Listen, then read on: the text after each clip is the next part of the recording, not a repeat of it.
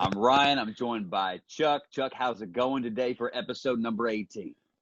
It's going pretty good, man. Pretty awesome to be on number 18. This is a pretty special episode because we got Election Day going on as we speak. Election Day, a slobber knocker going on. The odds keep going up and down there as far as the Vegas odds, to where Biden was favored pretty well, like plus 220, I think. Don't quote me on that. That's come down quite a bit, and Trump's has actually went up a little bit. However, Trump's still the underdog currently by just a little bit. This thing, by the end of the night, we may know. It's doubtful. And even if we have a decision, like there may be a little bit of back and forth afterwards before anybody finally settles. We'll see.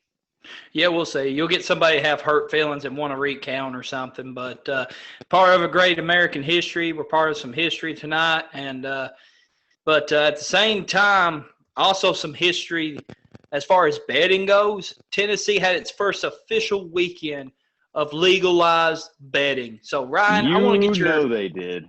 How you know it. But, Ryan, knowing you for a while now, you're the betting kind of man. You're a betting kind of man. You like to, do some parlays and whatnot. Knowing that you have this, that you had legalized gambling in the state of Tennessee, how'd you feel this weekend, man? Did you do any big bets this weekend or anything? Yeah. I mean, I made just like some regular bets and a couple of little teasers to get things started. But, it's the first time now that I've got to bet online legally, using real currency, U.S. dollars, without having to use a foreign currency and it being all sketchy, right? Like the Bovada type stuff. Right. I did FanDuel's all I did. So they give you like a $50 bonus when we got started. And so just for signing up a little bit early, they give you $50. And so I took that 50, and they had they have these boosts, and with the boost, they give you better odds. And so it's like the first thing I jumped on was an easy $50 max you could put into it, but it was basically Titans against Bengals. If the Titans scored at least 3 points, you won, and it's plus 100 odds. So that means my investment, my $50 investment won me $50. So there's a free $100 right off the bat. First 3 or 4 drives of the Titans game, I was like, are these guys onto something? Like, if they really don't hit this, I'm going to be very puzzled. But they did. They hit that easily. So $50 right there. I also then turned right around that night. They had another boost, right? Plus 330. And listen to this. So for Rob Gronkowski to score a touchdown in that game against the Giants, and for Tampa Bay to end up winning, which looked iffy there too, but that ended up hitting. So I only put $10 on that, $143 on it. There was a $50 max. Had a good feeling. Should have put all 50 down. I didn't there. I showed a little restraint. But I had another parlay. The parlay got killed. I felt really good about it going in. I'll tell you what I had picked, okay?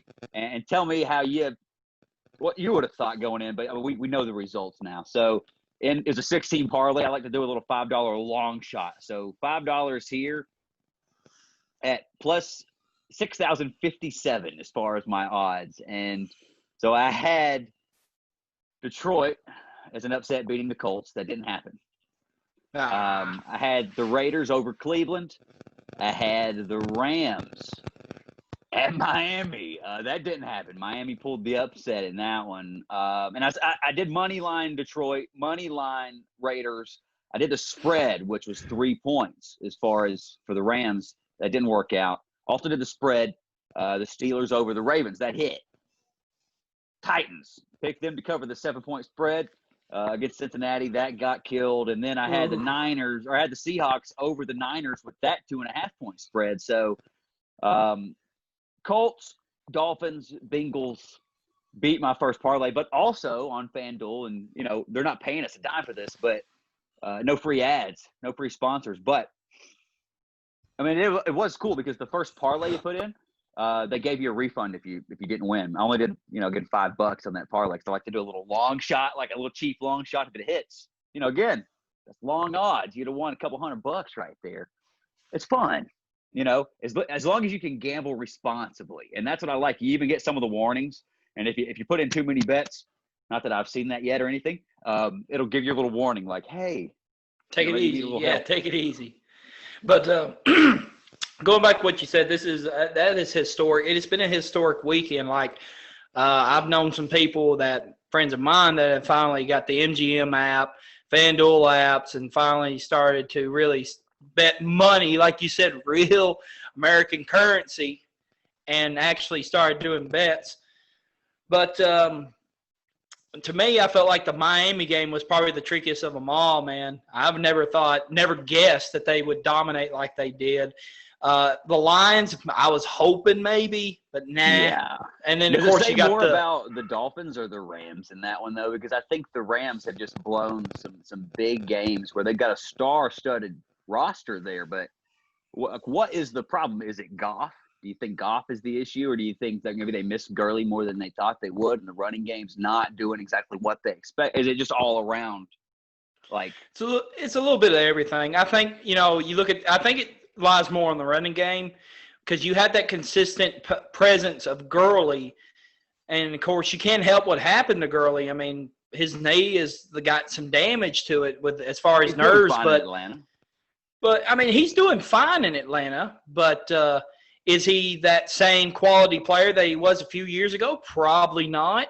But then you also look, Goff has regressed. He can't have no excuse that he doesn't have any weapons. I mean, he has a half-decent line. He's got two great receivers on the outside in Kupp and Woods. And you got Tyler Higbee at tight end. And you actually got a good defense backing you up. So I think with the inconsistent quarterback play, I think Sean McVay is safe. I mean, he threw it 61 times. Jared 61 times. 61 times, right? 35 of 61 for 355, a touchdown, and 2 picks. 2 fumbles, and they lost both of those fumbles, too. I mean, that's one of them was pretty indicative. They took it to the house. Right there. Yeah. I mean, give credit where credit is due. Miami's defense has all of a sudden is taken off. I mean, Flores' defense went off. 12 of 22 for 93. He didn't have to do much. I mean, got it done. If there's a cheapest win in a debut history, it was done, and it was done Sunday. But a win's a win. Yeah. But it goes to show you that defense in Miami has improved greatly under Flores, and it just shows that this team is heading in the right direction. If anything, they're competing in the thick of things in the East. Granted, they have to beat the Bills and have some things happen, but Miami's not to be slept on anymore, man. They're not going to roll over anytime soon. No, Flores is doing a great job in Miami. Coach of the Year candidate potentially. Right. And then later on, we'll get into the Titans and the Bengals game, which was an absolute travesty. I mean, it was the first game that the Titans came in and just was not their chippy self that we're used to seeing. We're not seeing. And the scary part is the offense was still halfway decent, and it still wasn't enough. But we'll get into the defense. For sure, yeah, and there's plenty of the Titans news. So we'll hit on a lot of that. Absolutely. A lot of recent news that's just come down in the last couple of hours. And what's to transpire within the next 24 hours as well. Yeah, it just goes to show you that J-Rob is making changes now because he knows this team that he's got is a championship team. And if you want to make moves, sometimes you have to make risky moves and make the moves that you need to adjust. That's right. You either produce and act like you care about getting out there and winning, or, there's the door. There's the door, exactly. But I love it. I think it just shows the aggression of that front office of the Titans. Like, hey, you've been performing badly. It's time to move on. And we'll talk about some of the players that did get let go. We'll talk about at least one of the players that we know that's coming in that is going to be a big value for that secondary for the Titans that we'll be getting into. So back to the episode. We're on number 18, Ryan. So number 18. We're creeping up, and we're creeping up every week. I'm going to go over some 18s of mine. Obviously, everybody knows 118 in the NFL. That's Peyton Manning. Peyton Manning, probably one of the best quarterbacks to ever play the game. Leads almost every stat category until Tom Brady takes it or something. I mean, it goes to show you that the records in the NFL are not, as a quarterback, it's not going to last forever because you got Patrick Mahomes, Russell Wilson, these guys here taking that and doing what they're doing. But Peyton Manning, I mean, he was great of his time. And then also you look in Major League Baseball, Darryl Strawberry. You remember Darryl Strawberry? Of course I do. Man, I mean, He used to be a division rival, man. He could hit a baseball a mile. He was tremendous as far as one of the guys I looked up to growing up. Not necessarily off the field, but certainly on the field. Yeah, I was about to say, watch when you say off the field now, or you be riding the line with Darryl Strawberry there, man. So, did you like it? I like that reference. Yeah. But another number 18. With him, but you know what? I listen to him when it comes to standing in that batter's box. You know what I mean? Man, he was one of the best hitters of his time. I mean, from the 80s and the 90s, he was one of the most consistent hitters. 4-time World Series champion. I mean, the guy. You could say what you want about what he does off the field, but on the field, he was one of the greats. Absolutely. Yeah. And I think you can agree with me, probably the best 18 in the NBA, Phil Jackson. And this is Phil Jackson, the basketball player, not the legendary coach. He played with the New York Knicks, won 2 championships, and on top of that, won 11 more as a coach. So 13 rings to his name, man. That's saying something, man. That just shows you he was successful on and off the court. Yeah, absolutely. The Zen master. The Zen. There you go. Oh, so who's your 18s? A couple 18s. I'll have a couple throwbacks, right? So one well before our time, Hall of Fame cornerback in the NFL, Emmett Thomas. A guy you may not have heard a ton about. 5-time Pro Bowler though, 2-time first-team All-Pro, Pro Football Hall of Fame. A guy that just got it done when it come to playing the cornerback position and just had all kinds. I think he had like 56 total interceptions in his career. Just tremendous. Also a guy from Major League Baseball. What about a throwback? Moses Alou. A guy you haven't probably heard about in a while, but always brings back some memories, right? 6-time All-Star, won a World Series there with the Marlins, and also 2-time Silver Slugger Award winner. Tremendous outfielder that, again, looked up to as far as his on-the-field talents growing up, baseball being the first love. And you know, you looked up to those guys. I recovered the T-ball card the other day. So find it, little Ryan sitting there, and on the back it shows, you know, your height and your weight and all that stuff. But it says favorite baseball player, David Justice. Shout out David Justice. Amen. Nice. But as your NBA player, it's probably going to be Phil Jackson, right? Oh, Phil Jackson, for sure. That's the most notable number 18, I think, maybe of all time, whenever it comes to the Mount Rushmore of sport, number 18. You know, A.J. Green, not going to be on that list. Jeremy Maclin, not going to be on that list. I'll tell you another guy not going to be on that list, Kenny Britt. Yeah, I mean, that's the only Titan I can think of as wearing number 18, Kenny Britt. And he had his moments in the sun with Tennessee, but he had a lot of, you know, not great games with us. And he didn't really turn out to have the best career that we thought he would have in Tennessee. So, Ryan. Not what you hoped. So, Ryan, I heard earlier that the NBA is going to be doing some stuff. So, this would be a good time to start the opening drive. So, Ryan, give me some dates of the NBA, what's going to be going on. Sure, let's get the opening dribble started off here, a little fast break. There you go. We'll take a look, and cause, I mean, we're coming right up on it. November 2nd, and coming up on November 18th, the 2020 NBA Draft. That'll be interesting. All right, Timberwolves picking number 1, the Warriors picking number 2. Where are they going to go when it comes to that? Who knows at this point? I think we're going to have some things shake up in between now and then, certainly. And I think they could potentially look to move that pick. Or, you know, look, got Clay, you got Steph, you got Draymond, you got Andrew Wiggins. You could pair – you know, maybe James Wiseman out of Memphis right there looks pretty good at number 2 if he doesn't go number 1 overall. And I think Minnesota's, convinced that's where they want to take him. But I don't know that that's necessarily where he wants to go, if he's going to be happy there or what they do. Maybe they go for Ball. A lot up in the air there. But NBA Draft coming up November 18th, and that'll be here before we know it, just a couple of weeks. And right now, some of the stuff's still a little fluid, right?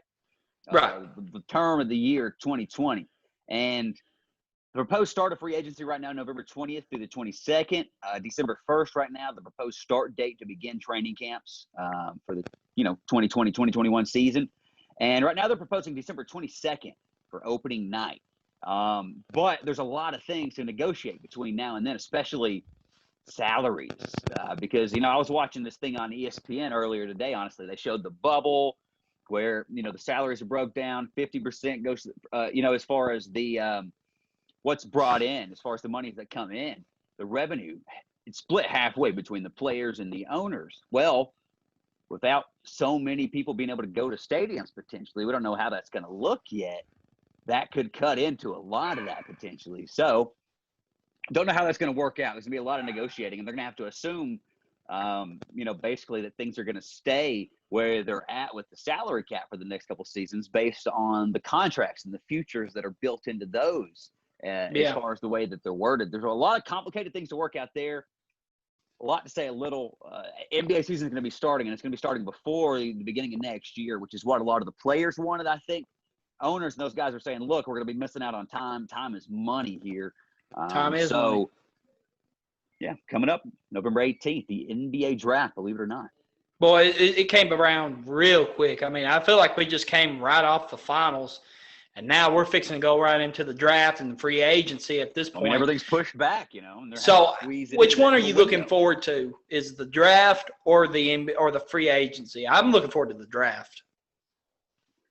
Yeah, the draft. I don't really know a ton that's going to shake out in free agency. As far as for my team, when I rep the Grizzlies, and I think with the young core that they have, they're going to look to maybe add a little bit of veteran leadership, but probably at a low cost because of the guys that they're going to be having to pay eventually that you're going to keep around for many, many years on that team. There's going to be a couple of movers and shakers. Not any real big names, though, free agent-wise. Now, the NBA draft is going to be interesting because I think we're going to see potentially some big trades on the front end in those lottery picks. Like I said, Ball, Wiseman, presumed 1 and 2 there. I don't know which order, but I don't know. Could be interesting surprises. I'm going to say that what are the Warriors going to do? That is going to be everybody's eyes on. Mark. That is a big question mark because the Warriors, as you know, they are going to have everybody come back on that front court, and they're going to be very explosive. Excuse me, not the front court, but the back court as well. You got Green, and also you got the Splash Brothers coming back, and it makes you wonder, are they going to try to at least pull in one more big stud? And they've got the chips and pieces of that draft to get that big player in there. So it'd be interesting to see where they go. Yeah, that's what I look forward to. I think that'd be the first tumbling chip that'll head into free agency is a big name like that. Then you it's all a good of a sudden problem to have too, right? It's a good problem to have as far as it is. There, as far as Golden State and be looking with the number 2 pick, you're coming back, and a lot of people just kind of forgot about them this past season where they weren't involved with the injuries and everything else. Where look, they're coming back and they're going to be ready to compete for a championship for sure. They're going to be pushing LeBron and the Lakers and whatever's going there with the Clippers after this offseason too, presumably most of the same squad that they have there now. It's going to be quite interesting. Also Houston too, what's going to go on there? I think they add a piece. Who knows? But it just goes back to what I said. Who knows what we're going to see in the draft. I think we'll see the first domino fall in the draft that'll lead into free agency. So it's going to be cool to see. So I'm definitely going to tune in at least for the first hour because the first 10 picks are going to be very hot topic, especially that first and second pick. This is a deep draft though, Chuck. So I think a lot of your real meat picks, like you could really land somewhere in the 7 to 15 range and possibly get like a real gem right there. Pretty deep draft, so you feel good if you're picking in one of those spots, and you may not have to necessarily, trade everything to move up into the lottery here if you just need to add some pieces. Right, I agree. Unless you're like a New York Knicks, but what would you offer to the Warriors? What would you offer? There's nothing you can offer, in my opinion. Off the table. But with the NBA, but I'll be definitely keeping an eye on. But Now we're just basically focusing into football now between college and NFL. College, I'll jump right into it, Ryan. Run into a little rundown. Do some SEC breakdown. We had Georgia and Kentucky play. It was a battle of the defenses for sure. Of course, Georgia in the end pulled it out 14-3. Another game, Auburn LSU. My God, what in the hell happened there? I mean, 48-11. Back, man. That was, I mean, it was all Auburn. I mean, Bo Nix looked like We heard us talking shit. Yeah, I think he did because, dude, he lit it up. He did not stop, man. I mean, they had to call off the dogs, man. LSU could not stop it, man. It was just very bad. And then also another offense that was clicking, the Rebels. They went to Nashville and played the Vanderbilt Commodores. And, man, Lane Train and company just lit it up 54-21. Of course, as you know, you're going to get what you get with the Doors, but this is a nice little win for Ole Miss to kind of like, get back in that win column after a couple of losses in a row in the last couple of weeks. So let's talk about Alabama. Alabama had Mississippi State.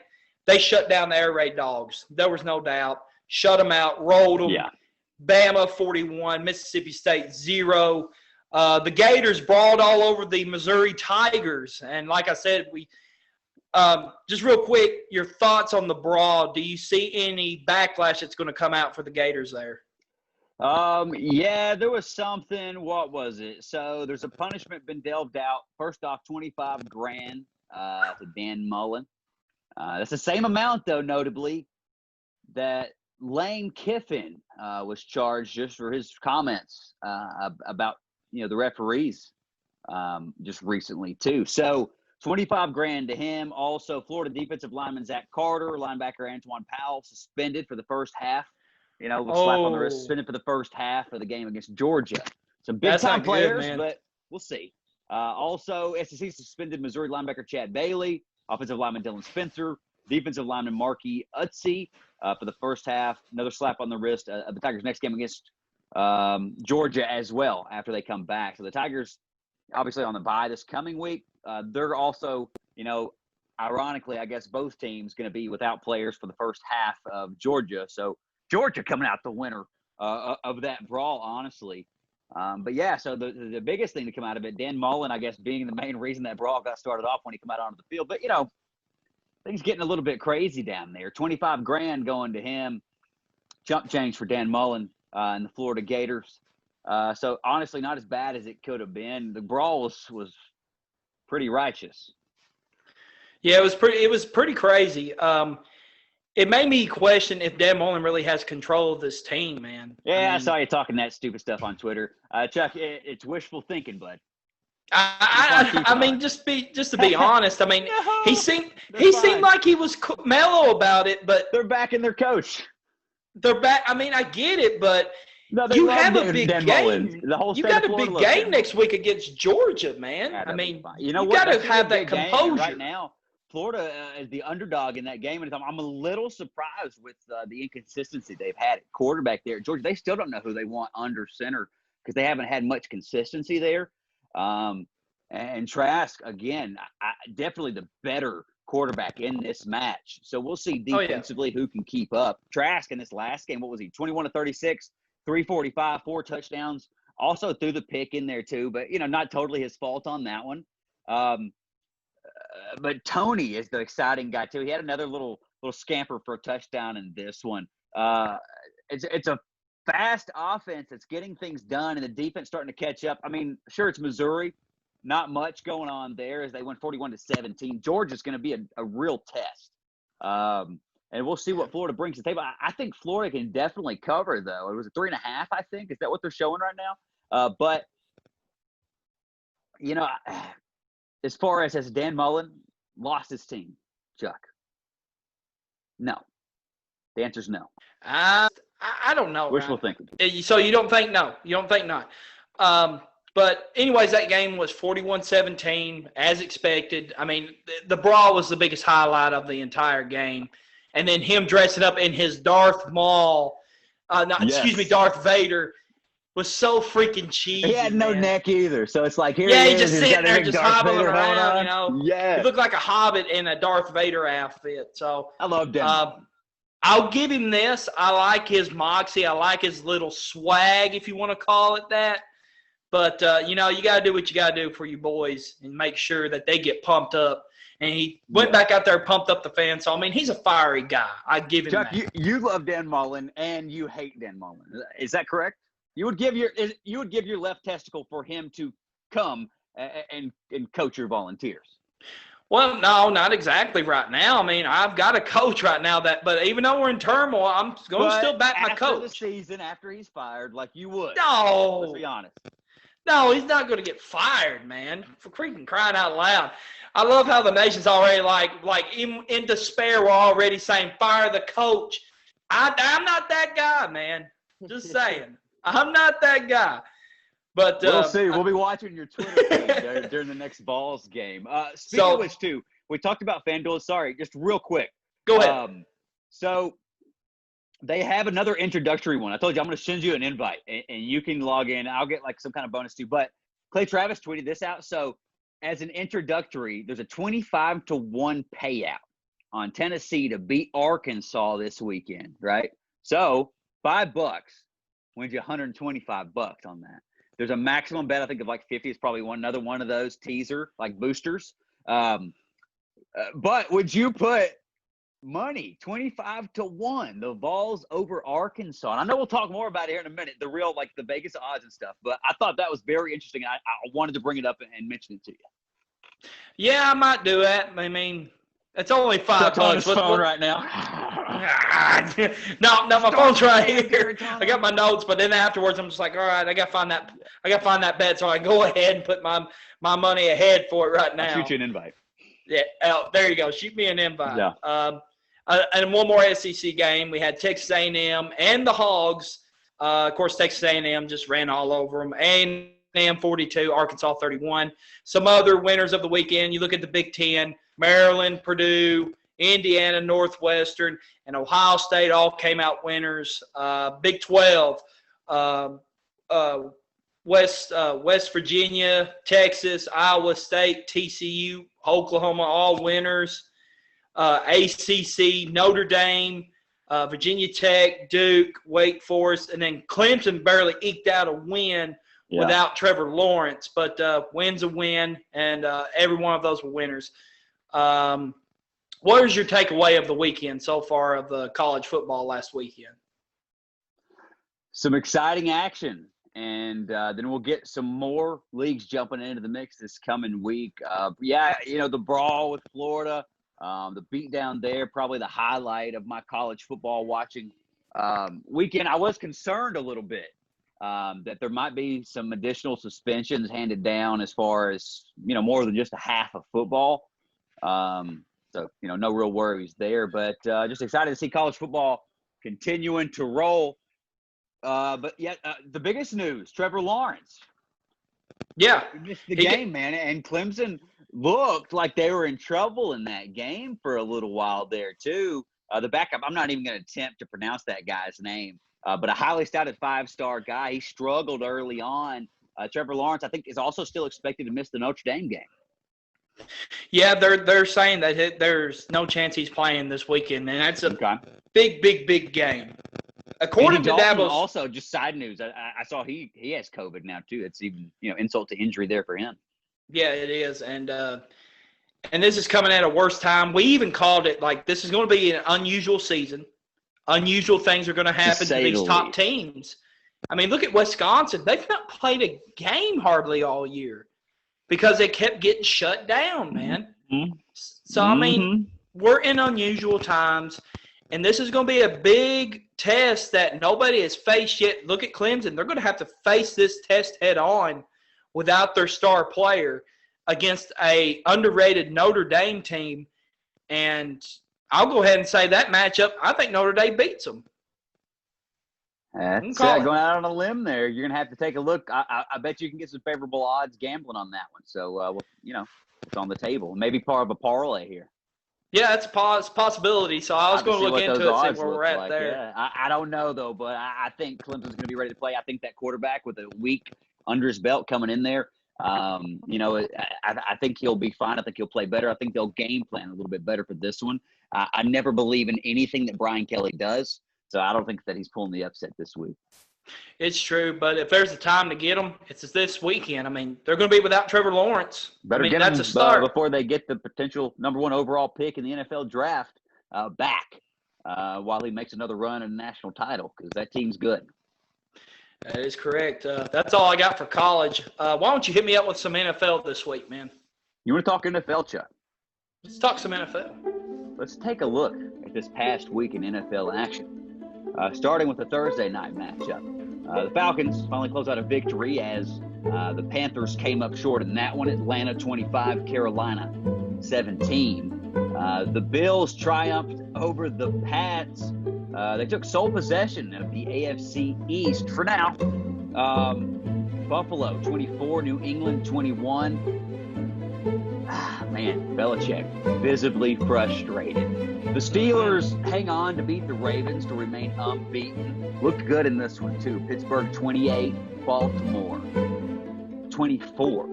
The Dolphins' defense helped to get their first win, the defense and the special teams. First win as a starter over the Rams, Miami 28, LA 17. Mahomes showed out as the Chiefs beat up on the winless Jets like everybody else has and will continue to do this season. Kansas City 35. The New York Jets 9. The Vikings rode Dalvin Cook to a win over the Packers. He did it through the air, on the ground, got it done as he came back from an injury. They went over the Packers, Minnesota 28, Green Bay 22. The Colts rode past the Lions. Indianapolis 41, Detroit 21. Matt Patricia still hanging on to a job somehow. The Browns offense, non-existent, didn't show up. They lost to Gruden's Raiders, Las Vegas 16, Cleveland 6. Not the most exciting game of the weekend. That's a rough game for the Browns, yeah, absolutely. Rough one. The Chargers, they had their 4th straight collapse as the Broncos walk off with a crazy little tiptoe finish there at the end zone. That was pretty sweet. They get the W. Denver 31, LA 30. The Saints get the win over the Bears in overtime. A lot of people didn't expect that one to go to overtime with the way that Foles has been playing up there in Chicago. But New Orleans 26, Chicago 23. DK and Russ looked unstoppable as the Seahawks overpowered a beat-up 49ers squad. Seattle 37, San Francisco 27. Then the Sunday night game. The Eagles fly all over. Well, let's say the Eagles flew low to a win over the Cowboys. They cruised, man. They cruised. The laughable NFC East. Philly 23, Dallas 9. Monday night game, the Giants fell just a bit short there. Controversy at the end of that one. But they fell short to Brady's Bucks in the end. Tampa Bay 25, the New York Giants 23. And then last but certainly not least, I think, maybe we don't totally agree on this one, but we both will agree, a disappointment for sure.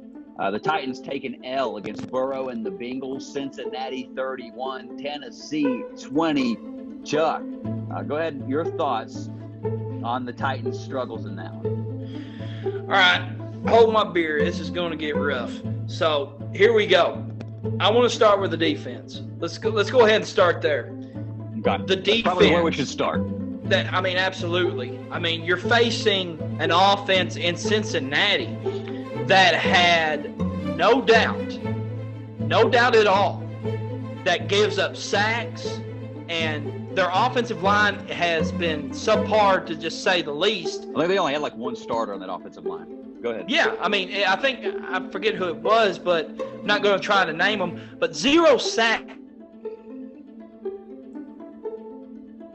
this game. Get on the board as far as sacks goes, and you get 0. Granted that we made him a little bit uncomfortable but we didn't finish it. Like, Clowney should have had at least 2 that I came saw. to untouched, and I thought it was going to be a replay of the South Carolina-Michigan game. I thought it was going to where we blow it all up. replay that over in our mind. We think of Clowney. He comes back there, and it was just like he two-hand touched the guy and just let him go. Elusive on the part of Burrow, but give me a break. Is it also You've got to finish. Was it Landry that missed him twice in the same Landry play as missed well? him twice. Clowney missed him twice. Simmons missed him once. Rashad There's Evans, 5. I think he may have had a miss. Maybe Yeah, we wrong had- on that one, but there was a lot of missed tackles in this game on a rookie quarterback that kind of blows your mind behind a patchwork offensive line. And props to those guys as far as going out there and getting it done. And Burrow's pretty damn good. And I mean, he is good. I'm not trying to take anything away from the guy, but when you have a good team like the Titans have, the defense that has been struggling mightily since the start of the season has finally caught up to us, Now we're facing adversity on the defensive side of the ball. Here's some other stats for you of this game. Cincinnati's third down was 10 of 15. That is just way too high. That's not third good. longs too, because there was some 27 holding calls, first false downs. calls that started them behind too. Some third and longs that we've given up Way too much. quite a bit this season. Go back to the Pittsburgh game. We gave a lot of third and longs up. I mean, that's how they jump up to a big lead. It's been a trend, and it caught up to us this week. Another one, 27 first downs. That's too much. And then look at the time of possession. They had the ball for 35 minutes versus our 23 minutes. That's keeping the ball out of Tannehill and Henry both. Our offense had a great game, in my opinion. They still had a good game. Henry had over 100 yards. First loss, as the Titans lost their first game. Lost their first game with Henry having over 100 yards. Yeah. And that, to me, is scary to know, because now we have problems that goes beyond Henry. Henry can't save us from them problems. Henry can't cover up them problems. Can he go out there and play defensive back? He might need to. He probably could do a little bit better than what we've seen. But we've saw that addressed as well today. Should we go ahead and break into some of that news? Let's do it. Jump right in. So, we talk about the Titans, and coming off of that, they immediately coming into the trade deadline today, 3 p.m. Central today, I do believe. Nothing crazy went on at the deadline necessarily, but we did trade yesterday, actually. 6th round pick, one of the 3 that we had in our possession, for cornerback, kick return, Desmond King II from the Chargers. And, I don't know a ton about the kid, but, he looks good on tape. He's graded well. Let's say he's going to play the nickel, play the slot.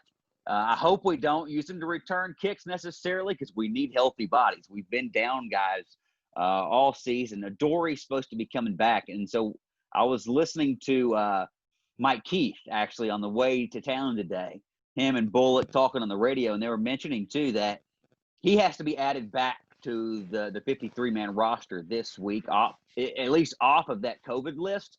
Otherwise, he's done for the season, I think. He better get on it. So they're going to have to bring him back, even if he doesn't necessarily play this next week. But he has been practicing, they say, pretty regularly. So I don't think there's much to worry about. I think we're going to get him back, hopefully on a limited snap count. I don't know, though, because you still have to have Desmond King go through the protocols with COVID and stuff. He could be available this weekend. But at least going forward, I think that's going to help shore things up. Don't let that take away also from performance from Malcolm Butler, because he played his ass off this past week, and he's actually played good all season. Malcolm Butler. Now let me go ahead and mention this before we get into Malcolm Butler. Jonathan Joseph cut. He was cut, as well as Bo Brinkley, long snapper, Vic Beasley, who needed to go. Obviously, this past game in Cincy, Beasley didn't record anything, not one thing on the stat sheet. Well, Clay Travis said he basically got paid 6 figures for 7 games of work, and he didn't do any work. Showed up late, showing you're not, very committed. I don't know what's going on in his personal life, but I can tell you he's not contributing to the football team. He actually looked decent last week against Pittsburgh. He had a sack in that game. But, yeah, you come in here, and where we really needed you. And you don't even put one thing on the stat line. That's showing a lack of hustle. And, Vrabel was questioned in the post-game presser about it. He didn't say anything indicative, as far as to throw him under the bus, but he didn't mention anything otherwise, as far as he didn't mention that, the hustle was there necessarily. But, yeah, they cut Right. Vic Beasley, Jonathan Joseph, Bo Brinkley. Oh, man, I'm struggling. There's also a defensive lineman that was cut, and I apologize. I don't know his name right off. But he was also claimed by the Patriots, that defensive lineman that was just cut. So he's not going to go into the practice squad or anything. I would think Brinkley could come back. Joseph probably not coming back. Vic Beasley probably not coming back. But we are bringing in Desmond King. One of those roster spots also going to go to Adoree Jackson, whether he's playing this next week or not. And then some of those moves I don't know necessarily, but I think we're going to be calling some guys up from the practice squad too. So this from John Glenn, and he mentioned some players the Titans are protecting from the practice squad this week. Obviously, running back Deontay Foreman, who played pretty good in limited snaps this past week. You remember him from the Texans. I do. I remember he showed some bright spots in games against the Titans. Also, long snapper Matt Overton. So we have a guy on the squad, a veteran guy, to come in there. I think he played with the Colts years back. I'm not real familiar with Matt Overton, but I think he's the guy that they're looking at to bring up to be our long snapper. We don't have a long snapper on the team currently, as far as that being their specialty. Also, a kicker. So Mike Keith is talking about this. Tucker McCann. He's a guy who's a kicker / punter. He actually did both in college. And so he could be coming because Kern's hurt, remember? Yeah. Bo Brinkley, part of the reason he's cut. That bad snap on the extra point that got Brett Kern, the best punter in the entire world, hurt, saying his I think it's a thumb injury where he may not be able to catch, and so he's probably at least out this week. So Tucker McCann could come in there, and then we have a linebacker, Tuzar Skipper. I don't know a ton about him, but they spoke highly of him as far as seeing him in some preseason work.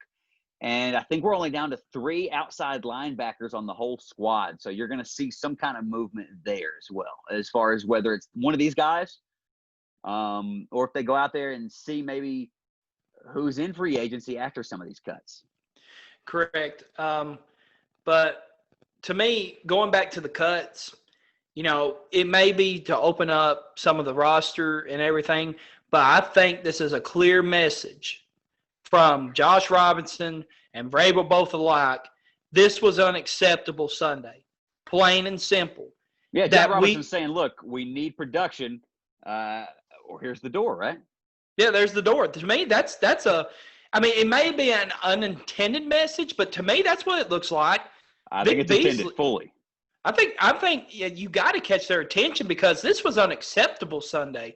If you want to be a championship team, you've got to close wins out against less inferior opponents like the Bengals.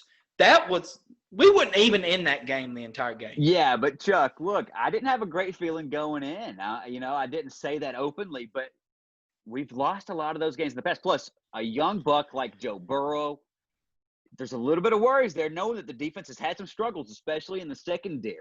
And there was some bad calls in that game too. I won't totally go into it, but the Humphreys thing, right? Like, he got hit pretty rough. And if you're going to call it on – if you're not going to call it on that and then you call it the other way later on in the game, I just thought it was totally ridiculous.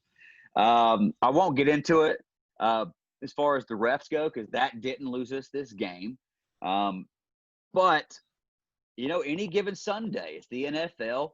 The Bengals have some talent on that team as far as that goes. And I mentioned some of that talent being A.J. Green. He was held to like 2 catches in this game. Malcolm Butler followed him all over the field, pretty much did his job in shutting down A.J. Green, who had been coming on in recent weeks, but, didn't get it done in this game. Tate did. Higgins did. We didn't necessarily get things done against Giovanni Bernard either in that sweet mustache that he's been rocking, but look, I'm just saying that offensive line came in there, and it's not a bunch of guys with a lot of chemistry together by any means. They did a good job of protecting Burrow, although I thought Clowney could have put him out of the game with a hit right there with the way he came unblocked through the line. And again, just kind of gave them a little Absolutely. caress. I expect those guys to come into this next game fired up against Chicago, ready to hit somebody on defense, because I think the message has been laid down there. And that's certainly what I'm hoping to see, especially out of Clowney, man. Look, I'm not going to knock the guy. He waited a long time to sign. We paid him a lot of money. He's showing some bright spots. We're going to figure out how we want to use him, and we're going to need him now, especially with the lack of outside linebacker depth. And we're going to need him to rush the passer. We're going to need him to be ferocious, get in there and just tear some guys up, man. He's giant. Don't be afraid to hit people. You know, I don't want him to draw penalties, but I don't be afraid of it either. Yeah, he's going to have to bring that fire, man, because we brought him in here to help us get to a championship, man, to get us to a Super Bowl. I mean, for crying out loud, I mean, we've paid you the money. It's time for you to step up and be that defensive presence that we know you can be, man. I mean, yeah, for sure. I'm speaking to Clowney, man. I'm speaking through this microphone to Clowney. For crying out loud, please step up. We've got to have you, man. Same thing with the secondary. We've got rid of Joseph. Yeah. But Fulton should be coming back. Adoree Jackson, and, of course, Desmond King, it'll be the next week. It won't be this week because of COVID protocol. Yeah. So we got to wait another week before he comes. But once we get all them pieces back together, I think our secondary can start building that confidence back up. But we're facing against the Bears this week. You know, we're going to face a tough defense. But I feel like we have a better chance in this game. Like you said, I think we're going to come back with a little more chip on our shoulder. People have made fun of us, and our front office has made the moves to saying, hey, this is unacceptable. Things are going to be done one way or another. I mean, we're past the trade deadline now, but I still think that this front office is finding this unacceptable, even though we're 5-2, leading the division. That's not enough, and I love it, man. I love this front office. Trust. Look, J-Rob, you could tell a little bit disgusted because he went out on a limb, went and got Beasley, paid him a lot of money to come here and play just a couple of games with limited, effort from what you can see on tape. And, look, I think it speaks volumes. He said, look, I'm over it. I admit, made a little bit of a mistake here, kicked him to the curb, frees up a roster spot for somebody that wants to come in here and get things done. As far as show some effort out there on tape, listen to what the coaches are telling you and go out there and just produce. That's what you have to do with a struggling defense. And I think we're going to see things revamped on that side of the ball. A lot of people questioning the play calling and is not having a defensive coordinator potentially hurting. Vrabel says it's not. So, I'm going to trust what he says there. Tannehill played good. 18 of 30 for 233, 2 touchdowns, a pick. He admitted that was a bad throw. He saw AJ waving, he said. I think it's kind of a thing they've got together. They've got that chemistry, man. It's chemistry. What they say about hindsight as far as he knows it was a bad pass, but he knows pretty well overall. He knows. Absolutely, he knows. But, I mean, that's only his third interception of the season. 17 touchdowns, 3 interceptions, that being one of them. He was trying to make things happen. He forced that one a little bit into triple coverage. Pay for it. What about the PI near the end of the game? That was, to me, was a clean, as you know, Brown got the interception, huge momentum boost. And then next thing you know, do what now? Was it on Joseph, the penalty? Who was it on? I don't know. I thought it was on Malcolm Butler there for a minute. I thought it was a trash call. Even the announcer's like, I'm not seeing anything to really call it. Yeah, they can't find me. I'll tell you, I thought it was a trash call, and I think that's what they'll tell you too. But Vrabel says, look, no excuses, no whining. We're going to keep moving. This is a 5-2 football team. I agree. Their better football is ahead of them because, it's a team that's built around the run game and play action and playing good defense, and that's one thing that's going to have to be sure of. Well, one thing's for sure, the next 4 weeks is going to be it's going to tell who we are as a football team. Are we legit, or we were just pretending for this first half of the year? No real easy football games coming up on the schedule. That is for sure. Now, when I say first half, let's go ahead and talk about NFL second quarter awards, man. We talked about the first quarter awards a couple of years back.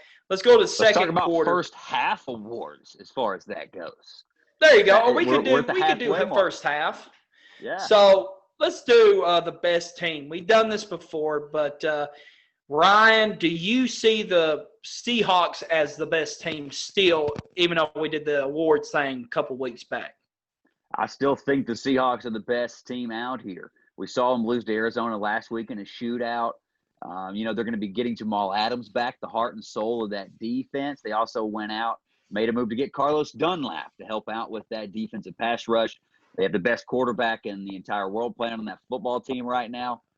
Maybe the best wide receiver in the world playing on that football team, at least the level they're playing at right now. They got a depth as far as running backs. Now they got some injuries going on there.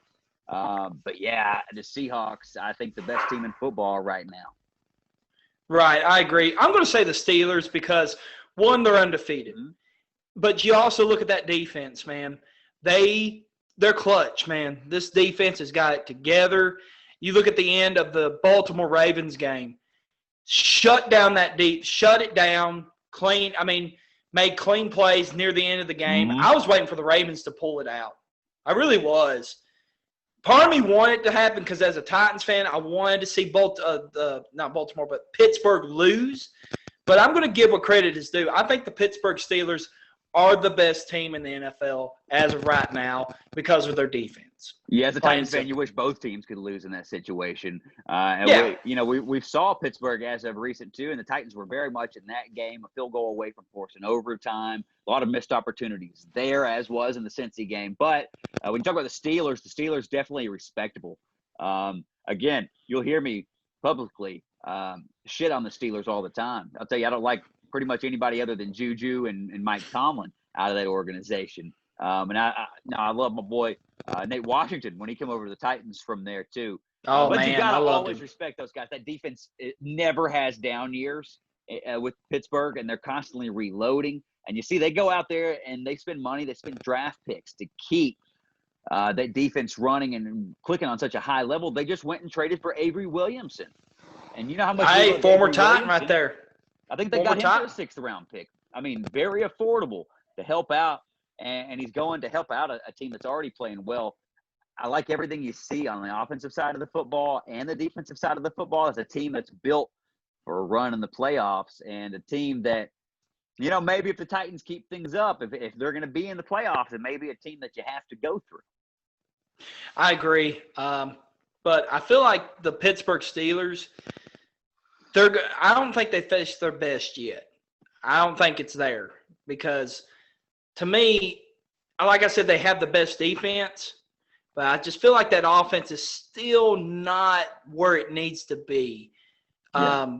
But I feel like they're good enough to make it undefeated, but I don't think they've reached that level yet on that to be an elite offense. Roethlisberger needs to keep getting that ball out quick, though. Keep feeding the running game, because they got a real good thing going there with James Conner. And the last thing that Pittsburgh fans want to see, walking boots.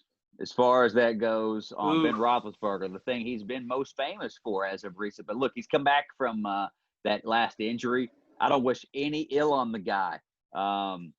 Maybe he's not made the greatest decision as far as being a good person in the past. Maybe I've always hated him as a football player. I would never wish an injury on anybody. But I'm just saying that's the one thing you're constantly looking out for, especially a veteran quarterback, especially a guy like Big Ben who's took a beating in the past because he's capable of doing so. He can get that. He could play in 2 walking boots as far as some of the things we've seen that guy play through. But that's the one thing as a Pittsburgh fan you fear. You just want to keep that man upright, keep the game plan as far as, keep running the ball and let the passing game work off of that. If you're a Pittsburgh Steelers fan, I think that's what you're hoping for. That's what you're hoping for. So you say Seahawks, I say Steelers. Mm-hmm. Let's go with the worst team. Who's your worst team? Jets, hands down. I'm going to say Dallas, man. It's just that's where we're at, though.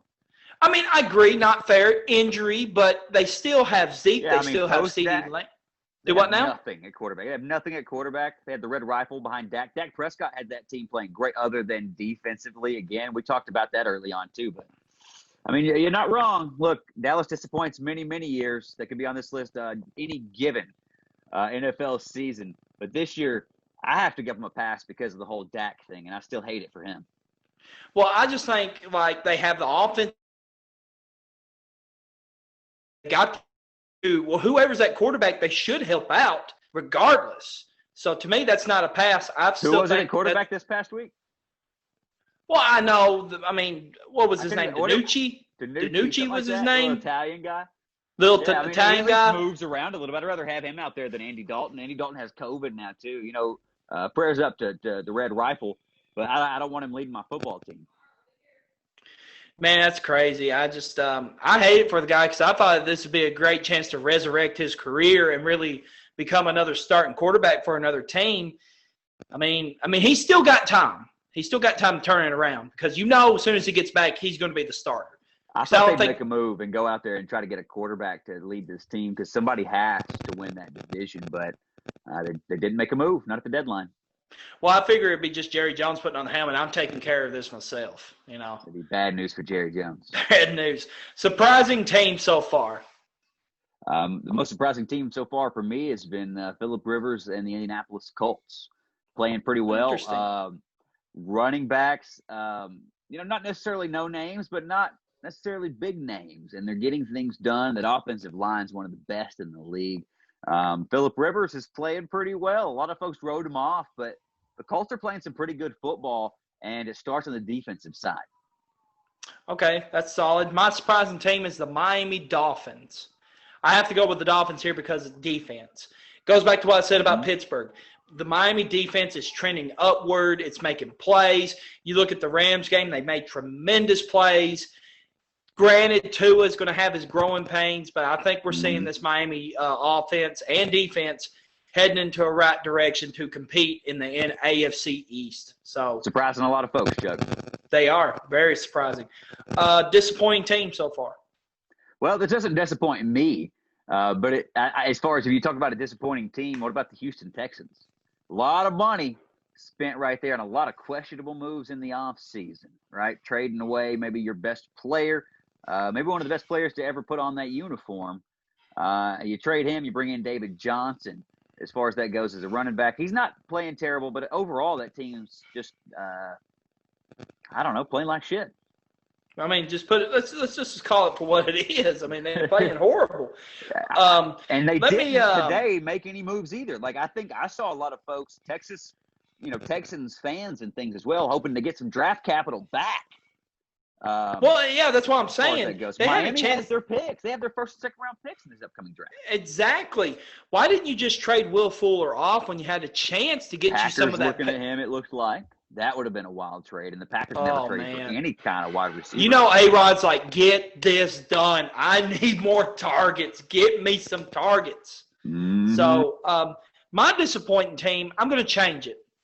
Okay. If we were doing second quarter only, it'd be the Tennessee Titans. But, however, after watching New England, they have been very disappointing, to say the least. I mean, their offense, atrocious. Just absolutely bad right now. Yeah. And now it's poured over into the defense by going as far as trading Stephon Gilmore. They didn't. So they wanted a first-round pick and a player I would have gave up a first-round pick for Gilmore. I would. Gilmore's pretty good, but, first-round pick and a player. They wanted a lot because that's one of the only foundational pieces they have left. They had a lot of I would have gave it. The defensive side of the ball. They brought Cam Newton. You heard what Belichick said, too. He got pretty fired up. He was like, look, what do you expect, man? We wouldn't, they paid a lot of money years back. They've been having to cut salary the last couple of years, still been competing, winning Super Bowls, competing for Super Bowls. He said, look, we're strapped for cash. We went out and we had to pay Cam Newton like $1 million to play this year, and Cam coming there post-COVID Cam, not looking near as good. You still expect them to right the ship and at least compete for that division, but it's not looked good the last couple weeks, but they get a little bit of a pass for me is all I'm saying, again, because of just you're going to have a down year every once in a while, especially when you lose a guy like Tom Brady.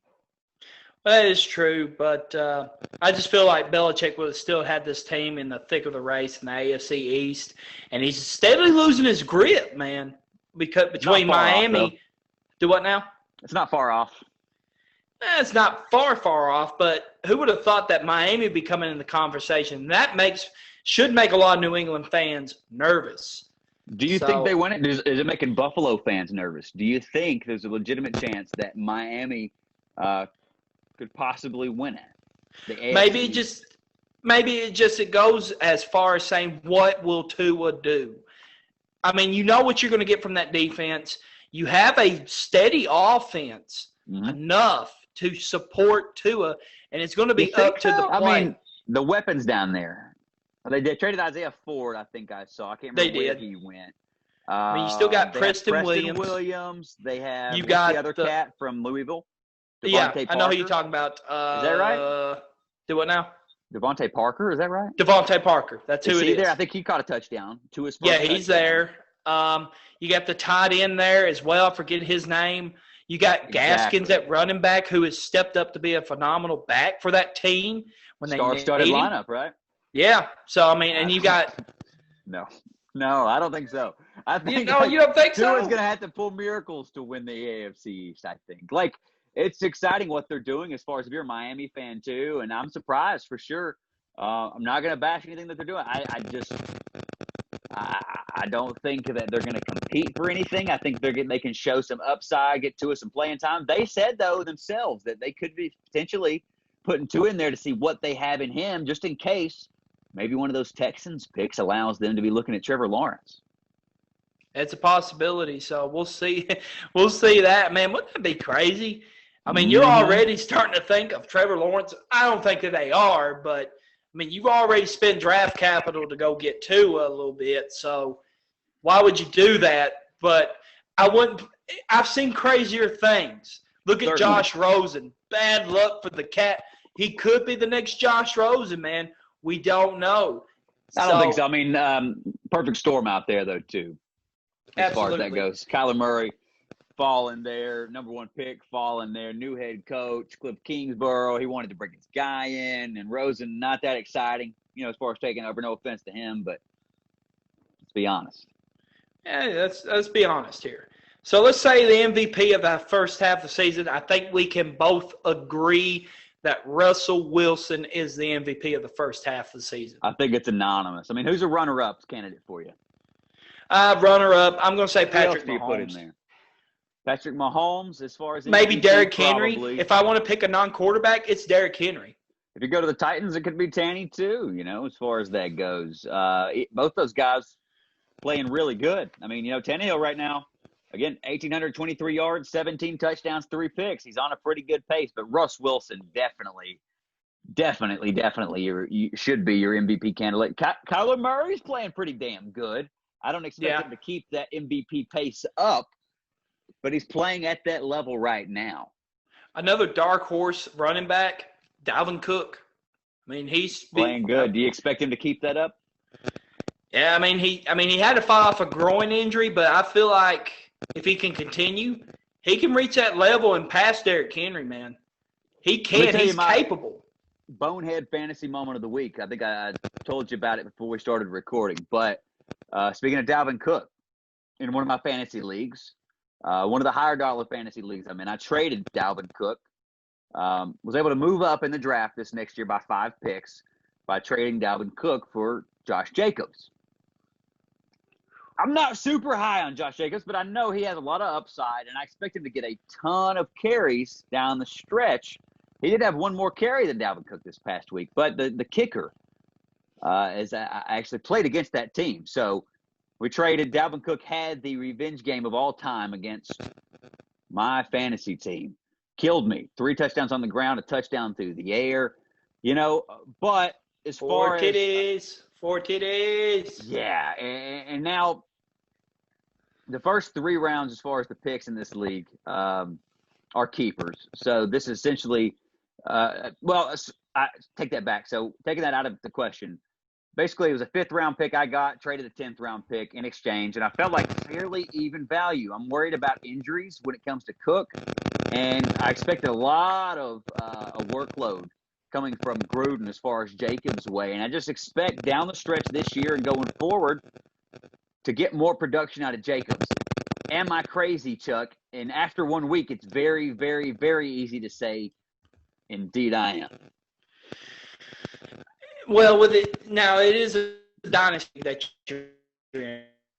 It's a Right. keeper You're going league. to save them and stuff for. It's a keeper There you league, go. so you get to keep 3 offensive players.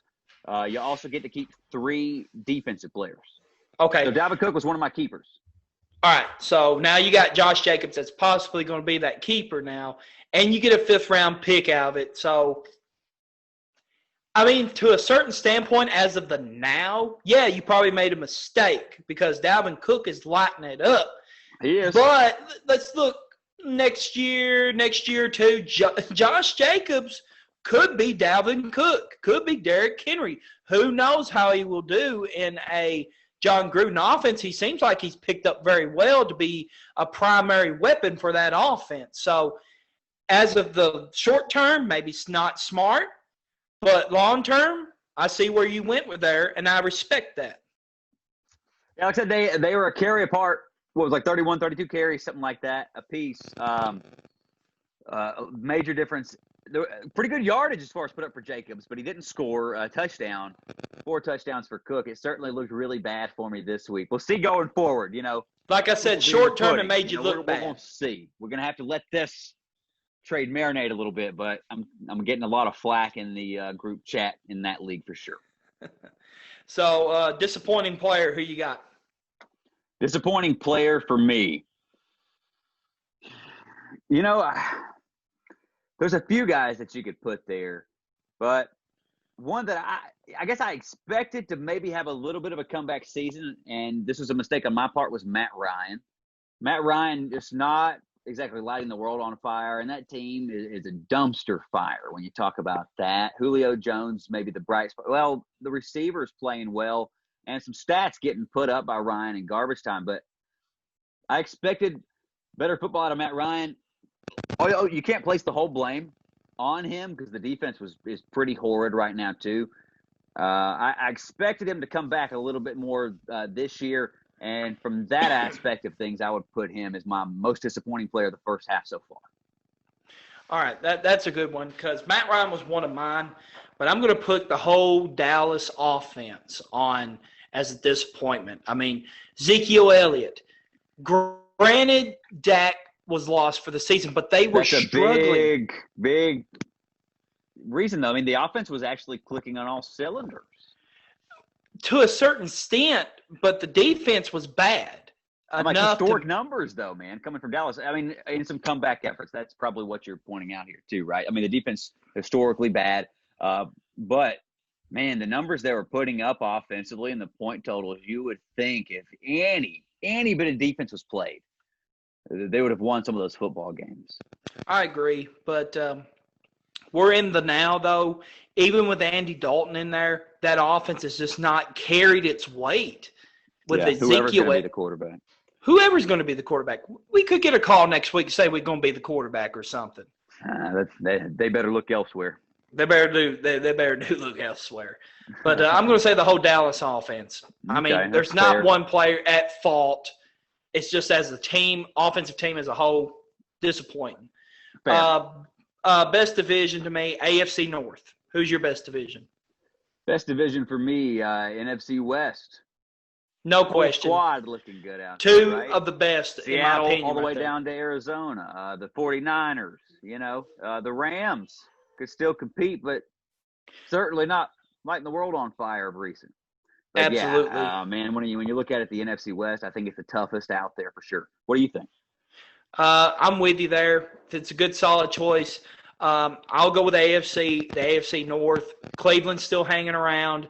You still got Baltimore that can just explode at any time. And, of course, undefeated Pittsburgh team. If you take out, let's see, we got the Cleveland Browns, Baltimore, Cincinnati Bengals, who seems like they can pull out a couple of wins too. I mean, they did it over us. So I'm going to say AFC North. So let's worst division. We don't even have to discuss it. We know what it is. No discussion needed on that one. So NFC East, say I mean, let's just go on from there. let's talk about the top 5 fantasy studs. We love that word, studs. They are the heart and soul of our fantasy football team. But there comes a time, like you said earlier about Dalvin Cook, there comes a time that you need to part ways, to get more value for your team or help you with a playoff push. So my topic here, top 5 fantasy studs to trade. So I'll run through mine first, Ryan, and then we'll give yours. Sure. So I did quarterback, 2 running backs, a receiver, and a tight end. My first one is at quarterback, Kyler Murray. Here's the reason why. As good of a numbers he has, he is a ticking time bomb of an injury that's about to happen. He runs the ball more than anybody in the NFL as far as quarterbacks go. Okay. He runs the ball more than Lamar Jackson does. That's saying a lot. So it's a ticking time bomb, and it's getting tougher. His matchups at the end of the year, he's going to be facing top 15 team defenses about 6 more times this year. So it may be time to hop off the bus and get some more value somewhere else. Okay. Another one, Aaron Jones. Ooh. Injury, Jamal Williams, even though he's in COVID list right now, but Jamal Williams has turned out to be a solid backup to Aaron Jones. If anything, he's right there neck and neck with Aaron Jones for the starting back duties in my eyes right now. So maybe it's Aaron time Jones to is dealing with an injury, though. He's been hurt. He's not played the last couple of weeks, and that's why you got to see the other guys. Aaron Jones, once he's healthy, Aaron Jones is a stud, absolute stud. That I've got him on a couple of teams. I don't know that you're going to get the trade value that you necessarily want with him coming off an injury.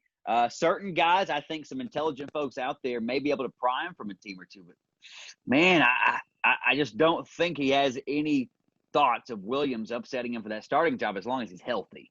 He's going to get those That's carries. what I'm saying. This and he's going to catch a lot of passes out of the backfield, too. It could be an opportunity where he sneaks in and takes that job, though, if the injury is severe enough. It's happened he's before. Coming back soon. I think he could be back this week. I think they're going to need him back this week. Well, that's true. So another one, Ezekiel Elliott, struggling offense. Maybe it's time for you to see if you can get some value. If you need a receiver, you need another back that's producing at a better rate than Ezekiel Elliott is.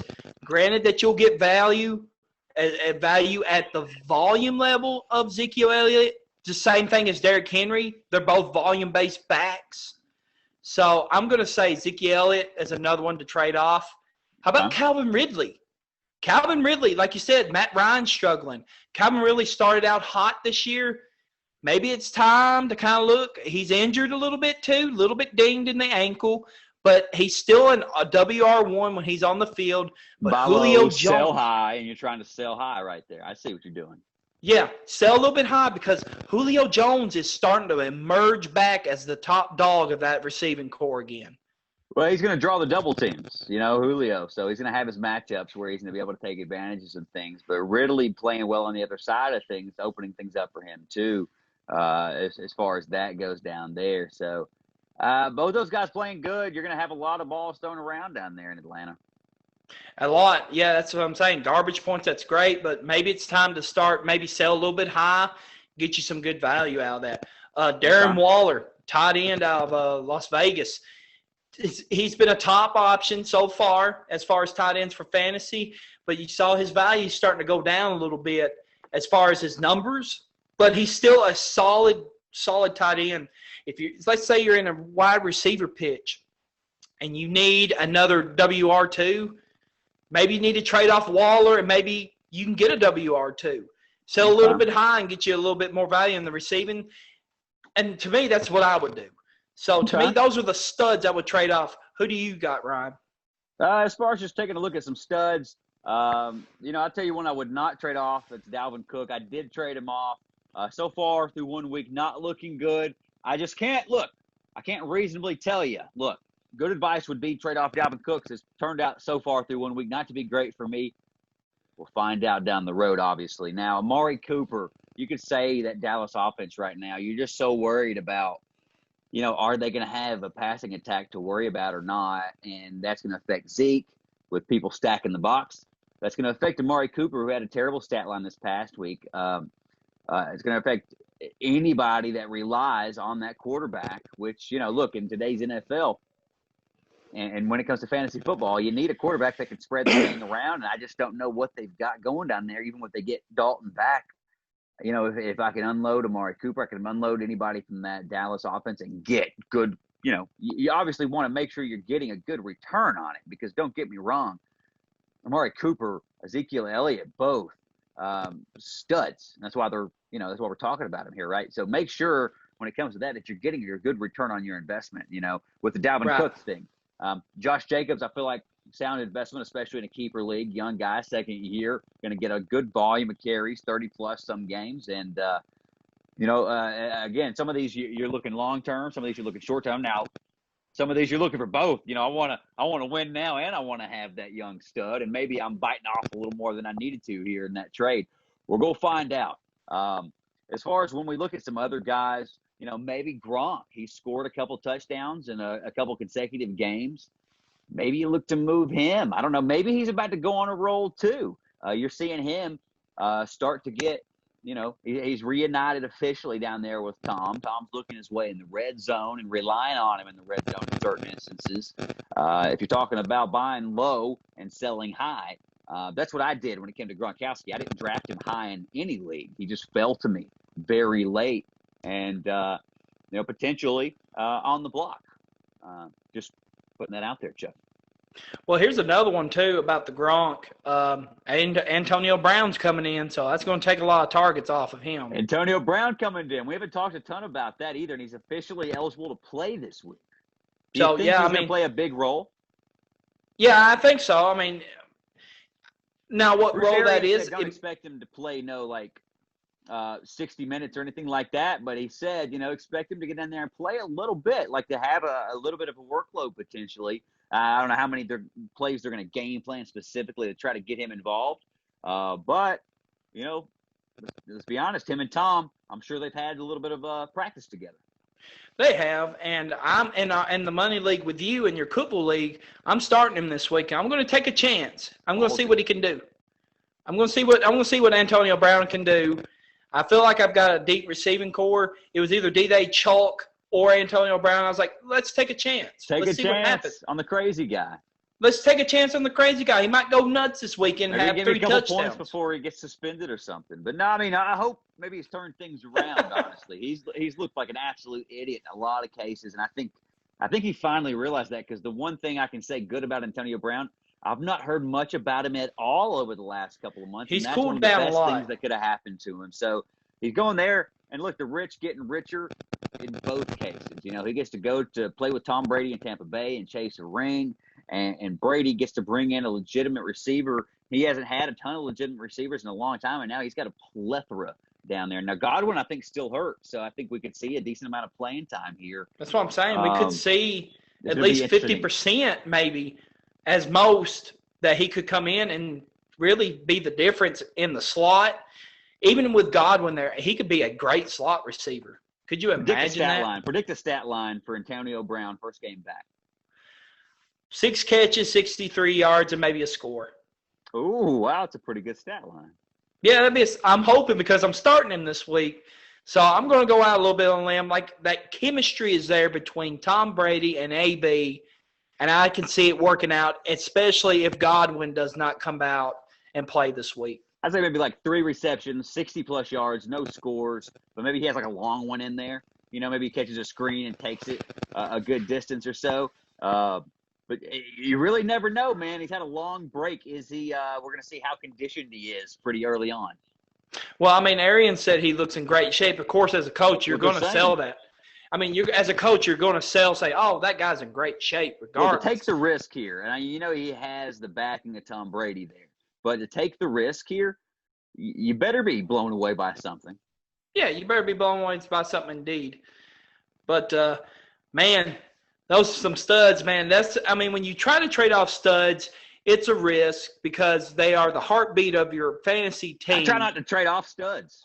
That's what I you try not to, but when it comes to playoff pushes and you need to make a move to win you a championship or your money league, you got to take some risk with your studs. Sometimes you got to mix things up, Yeah, I mean that's the fun. That's the beauty of fantasy football, man. I love it. Mm-hmm.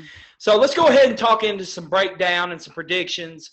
We'll start with SEC football. We didn't do it last week, but Okay. there's a lot of buys this week. We've got Alabama, Ole Miss, Kentucky, LSU, Auburn, Missouri, all on bye week. So it's going to be a short week. And I think it goes between some of the teams had COVID earlier this year and they had to switch out a lot. So we Mm-hmm. got a lot of bye weeks. So we only have 4 football games in the SEC playing. Okay. We'll start with Tennessee at Arkansas. Arkansas is a 1.5-point favorite. Who you got? It's kind of a tough one because you've seen some bright spots from Arkansas, and I want to pick Tennessee, and I want to place that wager on Tennessee, honestly. But Really? I don't really know. The line's 1.5, and is Tennessee favored on that line? Yes, they're favored by 1.5 points, which shocks the hell out of me. So Felipe Frank's card is going to get pulled here. And I think he's the best quarterback that you're going to see on the field in this game. And I think maybe that makes a difference. Maybe you see Tennessee rebound. If they're going to, by God, this is the week they need to do it. But if I have to pick this game, gun to my head, I'd have to put my money on Arkansas. I'm sorry, Chuck. no, that's all good. To me, it just depends who that quarterback. If it's Garantano, we're losing this game. If it's somebody else, we have a chance. Mm-hmm. But it's a game that I would not bet on, even being a Tennessee fan. I think Tennessee gets the win. Do they cover? Yeah. I mean, they'll get a 2-3 point win. So I'll say Tennessee gets a dub. Okay. So let's Florida, go Georgia. on. What do you think there? Ooh, a 4.5 point favorite for Georgia. It's going to be a tough game. As you know, Georgia's probably going to face probably the best offense they faced so far this year. I The mean, world's bar largest none. cocktail party. A Yeah, little it's different this year. Yeah, I mean, it's a little different, but Florida's a lot different this year. As you know, their offense is more high flying. It's been in a long time. Mm-hmm. Their defense is a little bit down than it's been in the years past. I don't know, man. It's just Georgia's defense is tenaciously mean, man. This defense is legit. You Mm-hmm. minus out the Bama game, this defense is legit. So I'm going to say Georgia gets the W here. Do they cover 4.5? No. I think it'd be a 1-2 point win. It'd be close. Okay. I got you. So 4.5 points, Georgia favored. I think that Florida will definitely cover. I think that Florida will win. I think they're going to channel little Tim Tebow action, and pull this thing out. No, They're going man, to be a come legit on. contender. You can't afford to lose another Jeez. game right here. Going to have to go out and take care of business against Georgia. Look, Georgia's no joke. No. No joke at all. But I don't think Florida is either, and I think Florida has the best quarterback on the field in this case as well, with the shuffling of guys that they've done there at Georgia. And I think the best is yet to come when it comes to the defensive side of the football for Florida, and I think they better hope so. But They better I would put hope Florida so. in this one. A little bit of a homer pick there. Yeah, maybe a little bit of homer pick there, but I'll stick with my guns. I'll say Georgia wins, but they won't cover the spread. So let's go to A&M at South Carolina. South Carolina 7.5 point underdog. Who you got? Texas A&M, South Carolina. I think Texas A&M. I think Texas A&M covers easily. As well, I was going to say covers easily. No discussion about it. A&M rolls on in Columbus and gets that win. South Carolina can't score enough points to keep up, I don't think. Excuse me, not Columbus, but Columbia. But they'll get that dub easy. Let's No go to Nashville. Vanderbilt stays home in Nashville. They'll be awaiting the Air Raid Dogs down at Mississippi State. 18-point underdog, Ryan. 18 points. Mississippi State is not. I mean, they started way up here. They're about right here on confidence level for me. And they just had a running back. Don't quote me on his name. He had talked about opting out earlier in the year if they didn't change the state flag down there. They did change that. He's now opted out and decided he's going to prepare for the NFL draft. That's funny. Vanderbilt's pretty bad, though, man. And for this line to be there, for Vegas to put this at 18, if you're a Vanderbilt fan, you have to be a little insulted, but you kind of have to be used to it. I wouldn't doubt it. I wouldn't want to bet this game at all, especially with an 18-point line. But the way that they can score Mississippi State, maybe Leach gets these guys fired up at least for this game playing in Nashville. I guess if you have to put your money on it, put it on Mississippi State here. I agree, Mississippi State, and they'll cover. I think they'll cover the 18-point spread. That's a big spread, man. That is a big spread, but I think they'll finally get woke up against a far less opponent like Vanderbilt. No disrespect intended, but you look at past 41-7, 41-10. Teams are averaging almost 40, 50 points. I don't see why Mississippi State can do the same. They can do it. All right, so let's go to the NFL. Our bye weeks this week is Cincinnati, Cleveland, Philly, and the LA Rams. So those are your 4 teams on bye. Let's start with a Thursday night game. Green Bay Packers at the San Francisco 49ers. Niners are 2.5 point dogs with a 51 over and under. What you got? So Packers at San Francisco 49ers, the line's 2.5. It's way too low, I think. I think Green Bay by 10. Over under's 51. And San Fran, they can come out there and score some points. Green Bay's defense, not what I thought it was at the beginning of the year. So I would bet the over on that one too. But, I'm not known to bet that under. I'm the same here. I think Green Bay takes care of business. I'm actually seeing the line, though. We'll compare here, too. So FanDuel Sportsbook has that line at 5.5. Is it 5.5 now? 5.5. Okay. Over under 49.5. So definitely hit the over. Definitely put that money on the Packers, I think. All right, I agree because San Francisco's too depleted as far as injuries goes. They're just ravaged hard, man. And it's just going to keep tumbling down even more. I think Green Bay gets it done, and they get it done by 5.5 more. Seattle Seahawks play against the Buffalo Bills. The Buffalo Bills have kind of fallen off a little bit. They're not that once hot team as they once was. They're 2.5 point dogs unless you have a new line on them with a 53. What I see is 3 points. See the spread at 3. And I would definitely take Seattle for that. They're definitely going to win this by more than a field goal.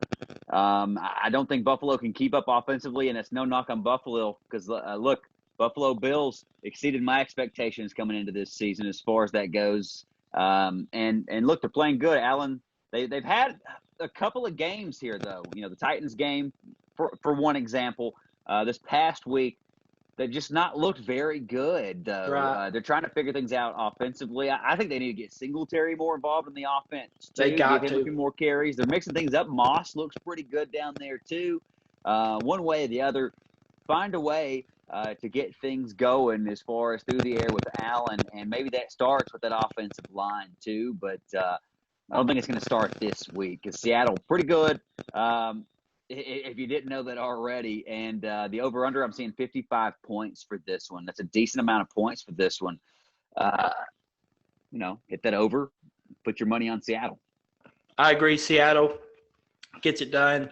Defense of the Buffalo Bills are not what they once was, and I can just see Seattle carving them up with DK and Lockett all day. So let's roll with the Seattle Seahawks. I agree. I'll tell you what, I'll give you the team and you give me that new line right there because I know it has to be a little bit. This one matches up 4 points. 4 points. Really? Spread, right? Denver at Atlanta. Yep. The Atlanta Falcons are actually 4-point favorites. And the line stays at 50 right now, too, so this one's not moved at all. So who you got? In this one, Atlanta, Denver. So I think Denver's got a little momentum going. Maybe Atlanta coming off of their win last week too, but really, who do you trust here? I think if I just break it down to this, I think Denver has the better defense. I like Matt Ryan and that offense better than what I see from Denver, but now Noah Fant, some of those guys, Hamilton there, he emerged last week for Denver too. You got Jerry Jeudy. I think Denver right here. You're getting points with Denver as well, 4 points. I think you put your money on Denver, and I feel pretty good about that.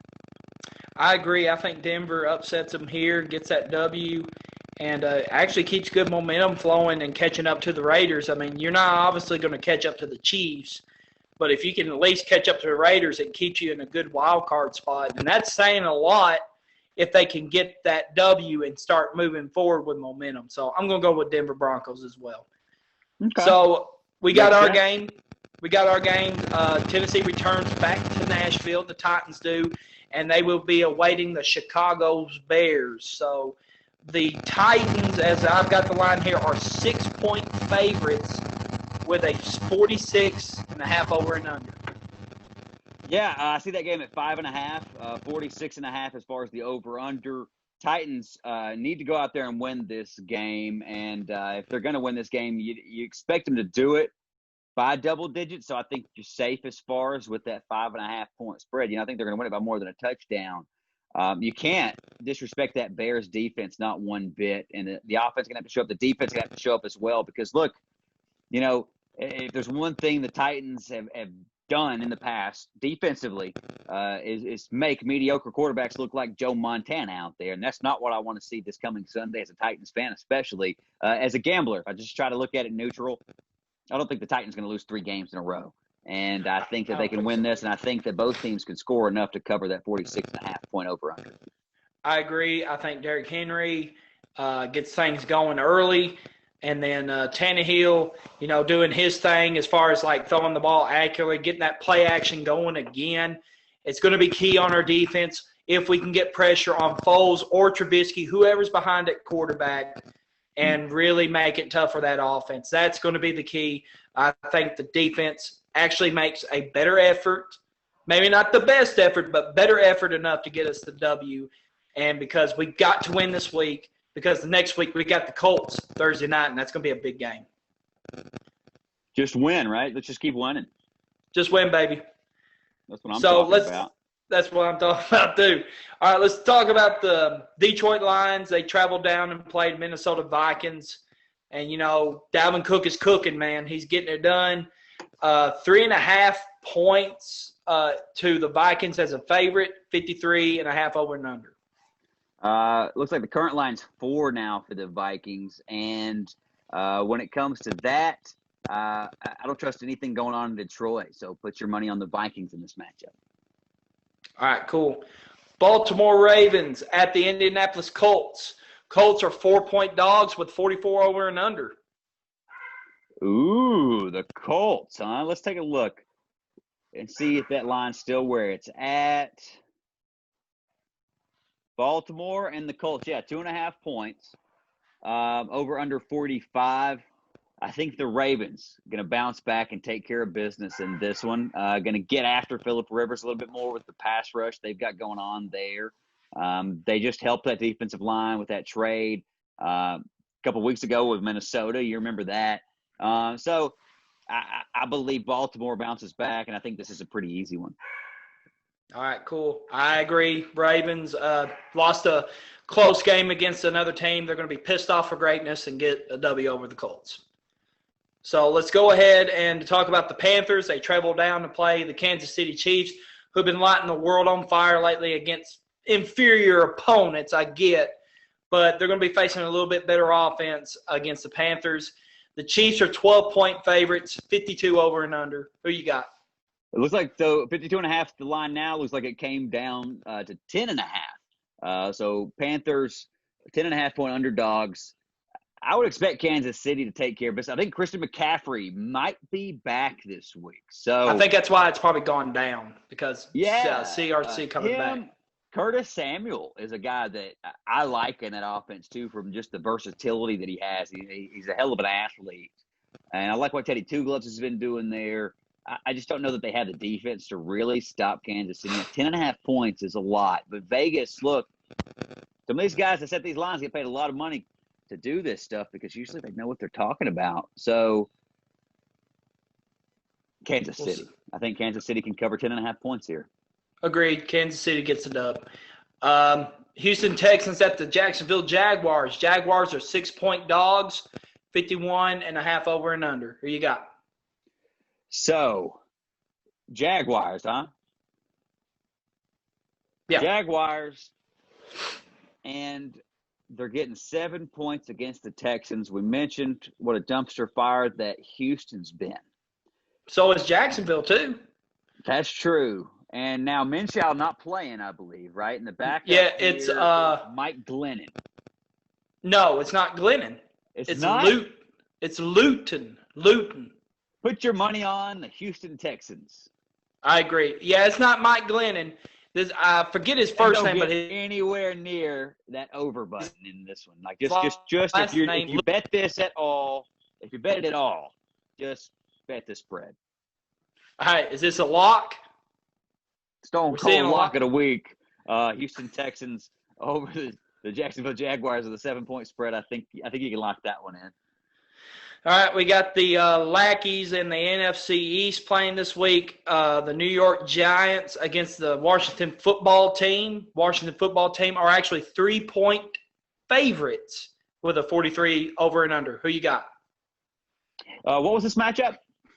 The New York Giants and the Washington football team. The Lackeys of the NFC East. I'm keeping an eye on this presidential election thing. It's starting to get a little crazy. Anyways, so taking a look at that, the Giants and the Washington football team, my least exciting game of the week, right? Right. Taking a look at this one, 3-point spread is what they're showing here, with Washington favored in this one. We saw the New York Giants get back in that game against Tampa Bay, surprisingly, but I don't know that you like much that's coming out of there. Daniel Jones didn't really light the world on fire in that game either, and I think he's regressed a little bit from the way he looked last year. I don't know if that's a fair assessment with the way things have gone for those guys. I don't like either one of these teams, man, but I guess I'm going to if I'm getting points with the Giants, I'm betting my money on the Giants here. I'm going to roll with you here, too. The Giants are actually finding some momentum somewhat to actually compete in games. So I think they'll get the dub over the Washington football team, or the R words. So the R words in Washington. The R words, man. Being politically correct. The Las Vegas Raiders will travel to play the Los Angeles Chargers. We should do a spread. What are the chances are that we see a 5th straight collapse game from the Chargers? So let's do that instead. Man. Is it likely that we see a 5th straight collapse here? So Raiders getting 1.5 points. This could be a pretty good game. You know, I expect the Raiders to run the ball a lot. I expect the Chargers to keep doing what they've been doing and letting Herbert go out there and slang that thing. And, man, they just traded a pretty valuable cornerback. At least we're hoping as Titans fans to us for a 6th-round pick. So, defensively, they've struggled to stay in some of these games too, right? I mean, to not give up some of those late leads. But I would expect the Chargers to come out here and win this one, honestly. Maybe it's against my better judgment because I think the Raiders are a pretty good football team. If the Raiders can run the ball in this game, I think they're going to be just fine as far as cruising. But I think the Chargers could give them a little run. Like if I'm betting money on this game with a 1.5 point spread, like you're getting points with the Raiders, so it would make sense to go that way. If I'm throwing this in a parlay, though, I'm picking the Chargers. I think, and I think that's the way I think that's the way you got to do it. I'm going to go with the Raiders here. I think they'll get the W over this team. I just feel like this team, the Chargers, as good as they are, just can't finish games, and I think it continues. Let the Vegas Raiders win it. So Vegas let's talk about things right, man. I'll tell you what. I saw a picture from Circa Las Vegas where they've got this stadium swim. And it's these rooftop pools and like balconies and bars, and they got food and stuff with this giant, right, NFL screen with all the tickers and stats and shit. Like, that's pretty legit. Pretty pimp, man. That is pretty cool. That's Vegas pretty cool. Gonna do things right when it comes to NFL football. Yeah, you know that it's just like a partnership. Just when the Titans play there next, I'm trying to book that trip and get those tickets. Boy, you start a little account, start putting back a little bit for that. I'll be worried about you if you need to come back home, homie, because you be running out of money real quick, man. Chuck, any money for a plane ticket, dog? Western Union me, man. I need some Western Union love here, man. Shit. Look, I got kids. I hate your luck. Speaking of hating your luck a little bit, Dallas Cowboys don't get a break. They got to play the Pittsburgh Steelers, man. The I don't undefeated even need to Pittsburgh. hear the line. Put the money on the Steelers. I think Money that on they're the going Steelers. to roll right here. Yeah, I agree. So no 13 other and a half is discussion. what I see, by the way. 13.5 is what FanDuel's saying. Yeah, I'm going to roll with Pittsburgh Steelers. I'm with you. 2 touchdowns, 2 extra points. You feel good about that bet? I feel good. I do. Yeah, I think because so, too. defense couldn't stop the water if they had a faucet, man. Hate it for you, Dallas, but that's the reality of where we're at. I agree. So let's go to Miami at Arizona. A very good matchup in my eyes. Tua against Murray, so it'd be fun. The Arizona Cardinals are 6-point favorites with a 47.5 over and under. Arizona all day, every day. I think they win by double digits. Wow. I'm going to go with the upset. I'm going to go with my upset of the week, Miami Dolphins. Find another way to get a W. I think maybe both of these teams may be a little bit overrated. That may sound a little bit weird, especially now Miami seems like an easy case to where just the recent success, bless you, little overrated. Arizona Cardinals, on the other hand, like they're hot. I just don't see that team going deep in the playoffs or staying consistently hot. I think they still have a little growing pains with a young quarterback who's playing excellent. I can't knock anything that he's doing. And the defense playing good there too. Buda Baker and all those guys, as far as they got paid on that side of the ball playing well. But in this matchup right here, Arizona and Miami, I think it's a no-brainer to hit Arizona in this one. All right, I'm gonna stick with Miami on this one. Sunday Night Football. We got New Orleans Saints at the Tampa Bay Bucks. So Tampa Bay Bucks get a little bit of try to get some redemption after the week one shellacking they got. Ever since then, they've been a lot better team. So Tampa Bay's a 4-point favorite, 54.5 over and under. What you got, Ryan? Line I'm looking at is 5.5, Wow. favoring Tampa Bay. And I think if you're putting money on this game, I think it's going to be a shootout. So it's tough either way. Logic, I think, would tell you take Drew Brees if they're giving you points, but I think that's what I would do. You know what? I'm changing my opinion mid-stride. I would take the points, 5.5 points with New Orleans. Absolutely. All right. I'm going to say Tampa Bay gets the W and really continues to hold their grasp on the NFC South and really start to take off from there. Yeah, and Antonio Brown, all that craziness, that's enough to take in and everything else. So, yeah, I think New Orleans. Woo, that's a good one. We got the two bottom ones in the AFC East, which is hard to believe to say for the New England Patriots. They go up against the winless Jets. Jets are 7-point dogs with a 41 over and under. Do the Jets get their first win of the year against the Patriots? Last and certainly, absolutely least, New England and New York here as far as the Pats and the Jets. 7 points is the line. Over under, it looks like it's changed a little bit. It's 42.5. Man, why would you bet this game? But if you do bet it, 100% put your money on the Patriots. So no first win for the Jets, huh? No, not this week. Bill Belichick's not going to go down like that, man. Look, even if he has to pull if Cam Newton runs the Wildcat every damn play, if they rush the ball 60 times and throw 2 passes, he'll do what needs to be done. He'll punt on 3rd down. Whatever needs to be done, Bill Belichick will find a way to win this game. I agree. The Patriots are struggling, but they're not struggling bad enough where they're going to lose to the Jets. If they lose to the Jets, they do have problems, but I don't think they have. Any given Sunday. I agree, yeah. It's a team full of pros, but I don't see it happening. Not this weekend. So I'm going to say the New England Patriots get the dub, continue to try to climb back into the AFC East, and seeing the Jets just continually making their way up the draft board this year for Trevor Lawrence. So, with that being said, we've covered a lot tonight. And a lot of ground. And I think we need to go ahead and shut her down. So, what's your closing thoughts for the night, man? Another good conversation with you, Chuck. I'm supposed to be leaving the state, heading to Vegas later this week. I'm excited for that. I'll be right back with you to talk some sports, recap the weekend, all that craziness, and every bit of the sports in between now and then. We'll talk about who our president is on the next episode, too. Who knows how that's going to go? Odds still swinging, states being won, battleground states still to be decided, and then all the recounts and all the objections and all that craziness. One thing's for sure, though, I'm tired of the bickering and the arguing, all the bitching going on from everybody, and everybody having to take one side or the other, and I'm ready for us to unify, find whoever that president is. You know, I'm a little bit frightened either way, but one thing's for sure, you know, this is the greatest nation on the face of the earth, and regardless who's leading that bad boy, we're going to stay that way. Go sports. Go sports indeed. Titans need to tighten up this weekend. Look forward to the Bears game. Careful on your trip to Las Vegas, man.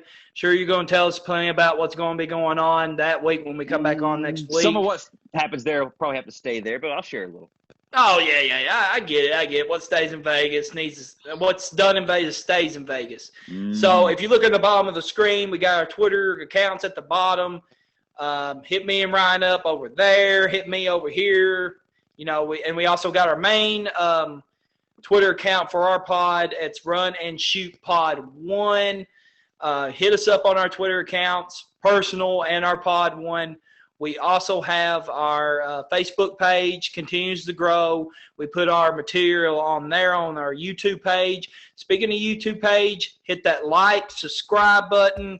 Continue to comment on our stuff, see what we need to do, what we missed, our stat corrections and whatnot, our Chuckism or Ryanism. It don't matter. We appreciate you listening in. I know Ryan does. I know myself does. We continue to grow each week, and we continue to grow confidence in our podcast.